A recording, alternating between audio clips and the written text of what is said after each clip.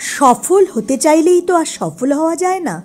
তবে সফল হতে গেলে যেটা সবার আগে প্রয়োজন তা হলো মানসিকভাবে শক্ত হওয়া। পরিস্থিতি যে সবসময় আপনার অনুকূল হবে তা কিন্তু নয়, পরিস্থিতি আপনার প্রতিকূলেও যেতে পারে। এটা অবশ্যই মাথায় রাখা দরকার। সেই কথা মাথায় রেখেই যে কোনো নতুন কাজ করা উচিত। তবে মানসিকভাবে শক্ত হওয়ার জন্য নিজের মনকেই সবার আগে স্থির করতে হবে। কিন্তু অনেকেই মনের জোর না বাড়িয়ে নিজের ভাগ্যকেই দোষারোপ করতে থাকেন। তবে ভাগ্যকে দোষারোপ না করে নিজের মনের জোর বাড়াতে চেষ্টা করুন।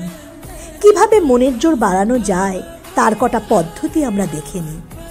নিজের প্রতি দুঃখিত না হওয়া। নিজের প্রতি কখনোই দুঃখিত বোধ করবেন না। নিজেকে আহারে বলার কোনো দরকার নেই, এতে আপনার সময়ই নষ্ট হবে। আখেরে আপনার কোনো লাভ হবে না। সেখান থেকে উঠে দাঁড়ান, কাজে দেবে। লক্ষ্যে স্থির হওয়া।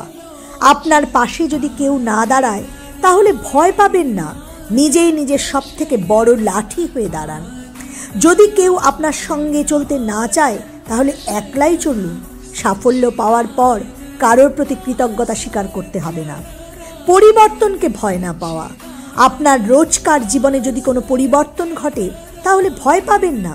জানবেন সব পরিবর্তন আপনার প্রতি এক একটা চ্যালেঞ্জ।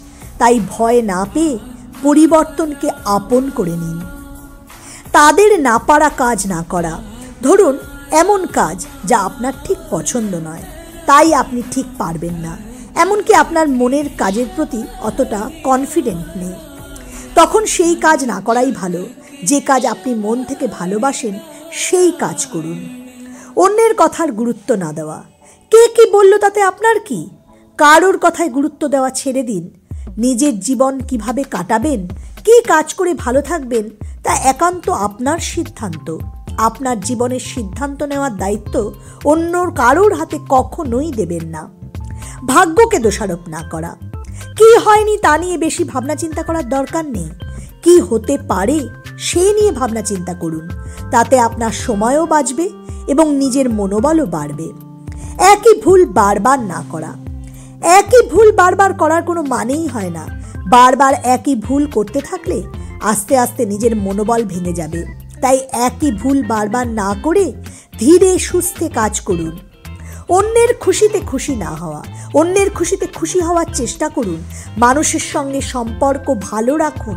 দেখবেন আপনার সাফল্যতে এবং খারাপ সময় অনেকের সঙ্গ পাবেন। তবে যদি অন্যের খুশিতে খুশি না হন তাহলে আপনি ভেঙে পড়বেন। প্রথমবার সফল হতে না পেরে ভেঙে পড়া।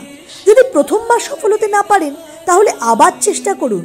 দেখুন চেষ্টা না করলে কেউই কখনো সফল হতে পারে না। তাই প্রথমবার যদি কোনোভাবে সফল হতে না পারেন তাহলে ভেঙে না পড়ে শক্ত হয়ে উঠে দাঁড়ান।